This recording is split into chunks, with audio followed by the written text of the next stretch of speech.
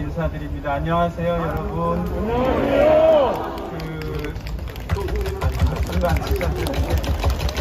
우리 신부님들하고 저하고 이 빨간색 제의를 입은 게 오늘 순교자 축일도 아닌데, 근데 이제 이게 준비하시는 분들이 지구가 불타고 있으니까 그걸 상징하는 뜻으로 이렇게 붉은색 제의, 원래 전래 오늘은 빨간색 아니고 초록색이지만 일부러 이렇게 했다는 것을 말씀을 드립니다. 우리는 지난 9월 1일부터 시작해서 10월 4일까지 계속되고 있는 이 창조의 시기를 지내면서 또 동시에 작년부터 시작한 찬미받으소서 7년 여정의 두 번째 해를 보내고 있습니다. 오늘 부의사 기우정의 행진에 앞서서 천주교 신자들이 이렇게 따로 미사에 모였습니다. 2019년에 대학로에서 있었던 기우정의 행진 때 오늘처럼 이렇게 미사를 거행했던 기억이 새롭습니다. 근데 그 이후로 우리나라와 또 전 세계적인 기후 상황이 조금이라도 개선이 되고 있다면 좋을 텐데 그때 이후로 별로 달라진 것이 없고 오히려 기후 상황이 더욱 악화일로에 있어서 마음이 무겁습니다. 벌써 2030년대 초반이면 지구 평균 기온이 1.5도가 넘을 것이라는 예측도 나오고 있는데요.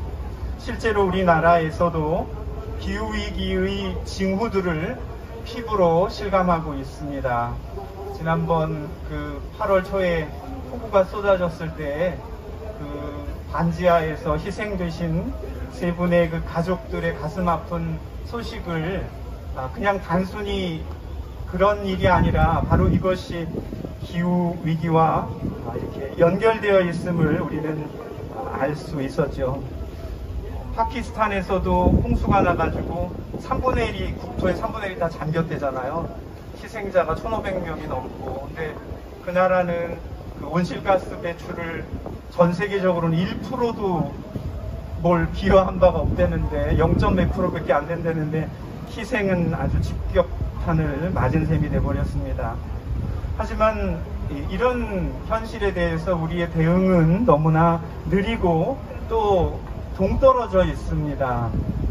어저께 뉴스에 보니까 일회용품 보증금제인가 그거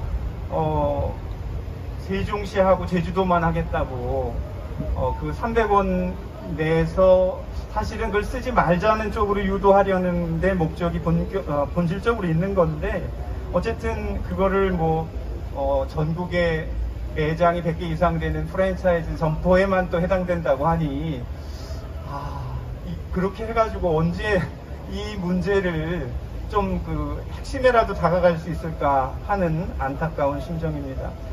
한국형 녹색분류 체계에 핵발전을 포함시키며 굉장히 EU에 비해서 우리는 느슨한 그런 조건을 적용했는데 이것도 진짜로 그 문제를 심각하게 봐서 하겠다는 건지 그냥 다른 데 의도가 있는 건지 답답하기만 합니다.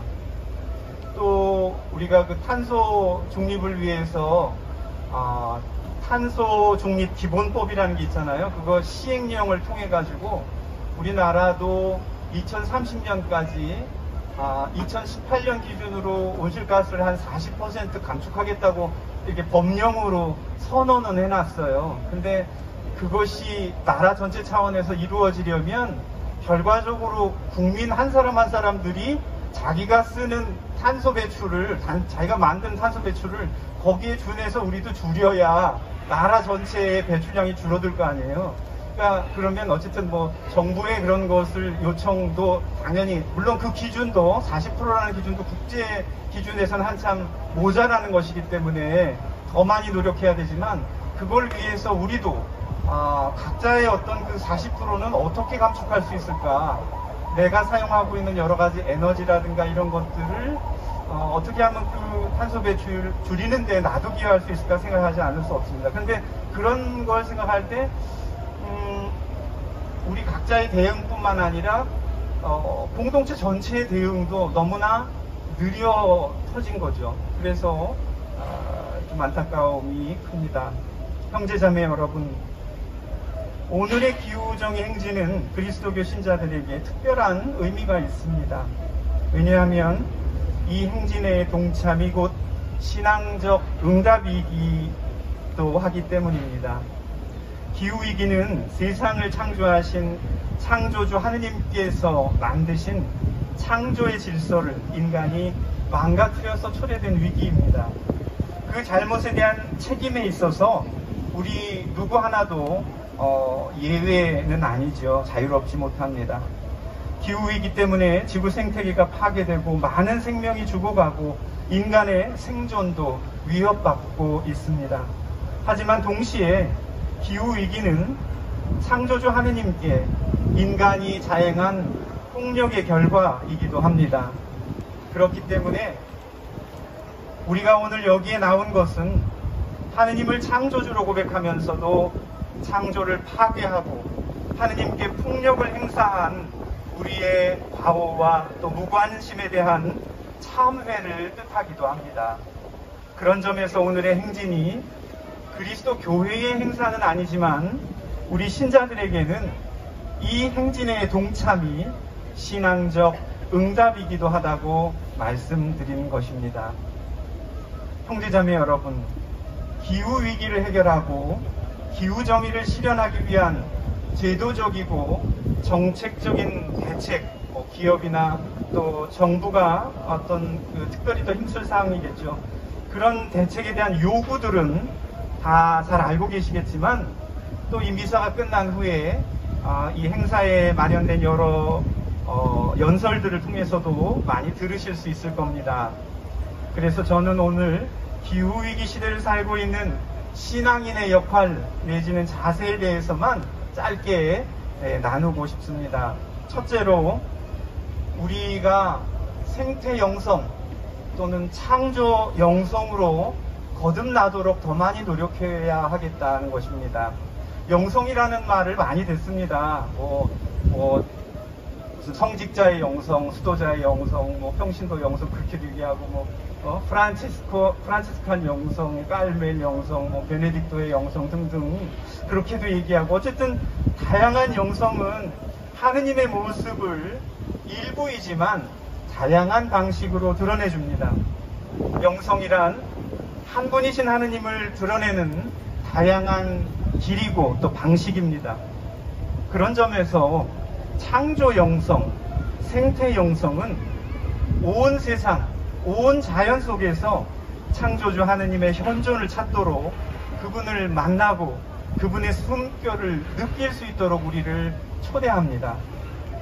자연과 창조 안에서 언제나 어디에나 계시는 하느님을 체험할 수 있도록 우리를 초대하는 것이죠.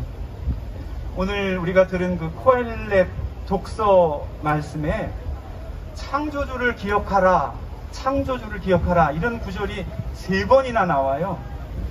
이게 그냥 연중 25주간 토요일 짝수회에 정해져 있는 독서 말씀인데 마치 이 기후정의 행진에 모인 우리를 위해서 특별히 준비된 말씀처럼 느껴집니다.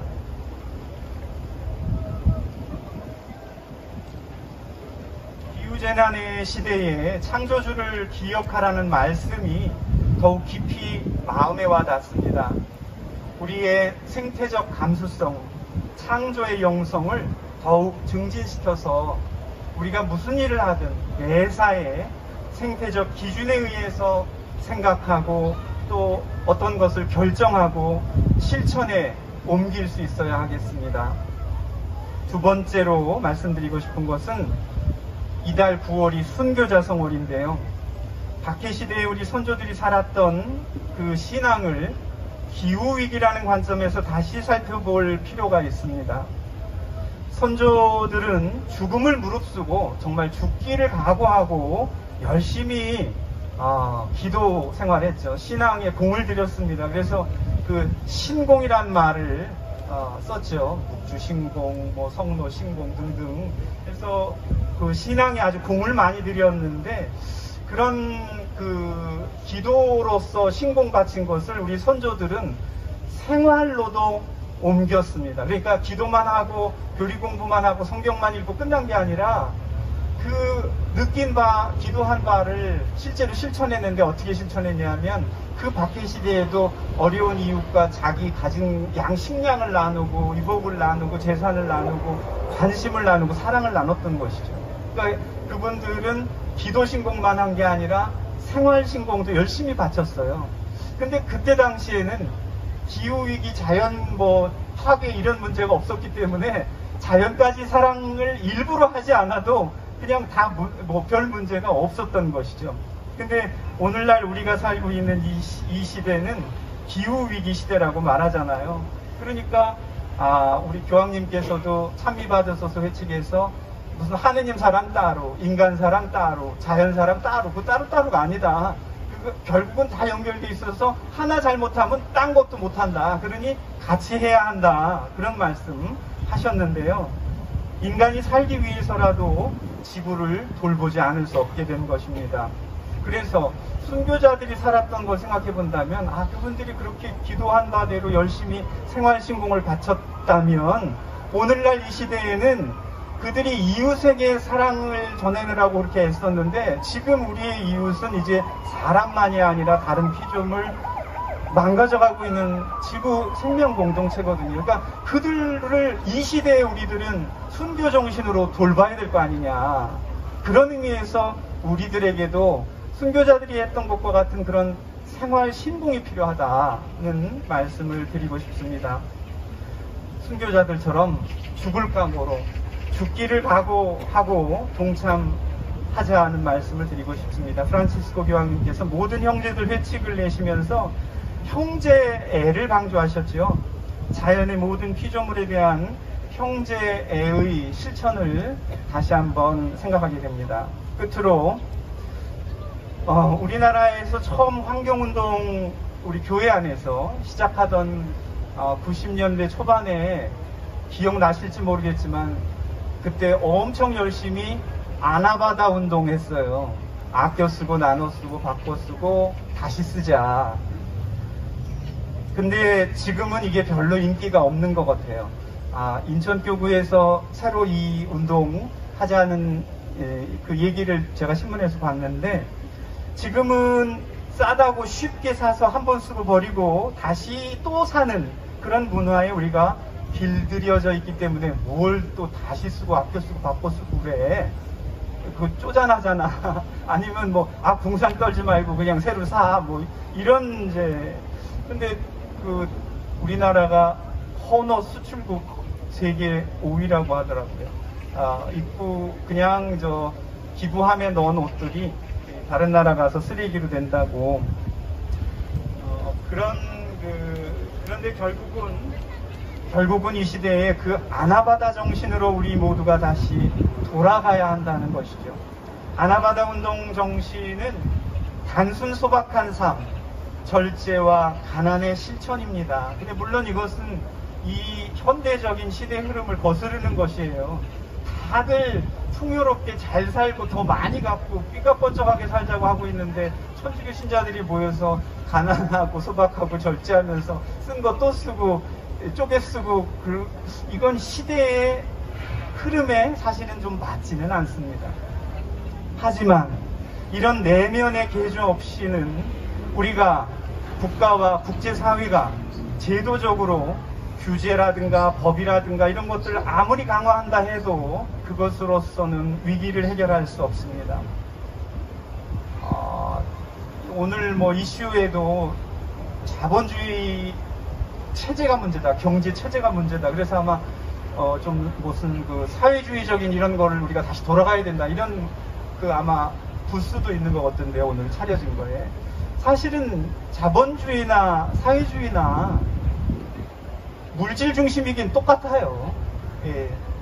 동서냉전 시대에 공산 사회주의권에 환경 파괴가 없었냐? 엄청 심각했어요. 그들도 결국은 그때 유물론이잖아요. 그 사회주의가. 물질이 가장 중요하다고 여기는 사람들인데, 그러니까 결국은 사회주의 문제, 무슨 자본주의 문제라기보다는 기본적으로 물질주의의 문제, 물질 문명의 문제인 것이죠. 우리가 물질주의적인 가치관, 물질이 우리 행복을 좌우한다는 그런 행복관을 버리고 내면의 풍요, 영적인 삶, 행복을 다시 선택해야 한다는 것입니다. 그래서 오늘 이 미사에서 저는 그 순교자들의 어떤 그 생활 신공의 정신을 우리가 살리고 또 이런 그 소박한 단순한 삶을 위한 아나바다 정신을 뭐 30년 전에 흘려버린 것이 아니라 이 시대에 지금 더 소중하게 느껴진다. 그리고 제일 먼저 뭐 말씀드렸죠? 이제 저기 기억이 안 나네, 제가 이거. 예? 영성, 창조 영성. 모든 일에 있어서 그 영성에로 우리가 좀 더 예민해질 수 있도록 노력하자. 이 세 가지 점을 말씀드렸습니다. 형제자매 여러분, 우리는 기후 위기 앞에서 한 사람 한 사람의 노력이 너무 미약하게 느껴지고 그렇게 해서 과연 지구를 구할 수 있을까 하는 의심이 들기도 하지만 반대로 한 사람 한 사람의 작은 노력이 모여지지 않고서는 어떤 기적도 바랄 수 없다는 것을 잘 알고 있습니다. 그러므로 우리도 한국의 순교자들처럼 순교 정신으로 생활신공, 즉 탄소를 줄이는 수고를 매일매일 주님께 봉헌합시다.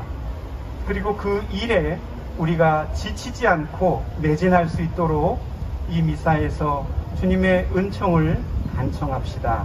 아멘. 잠시 묵상하겠습니다.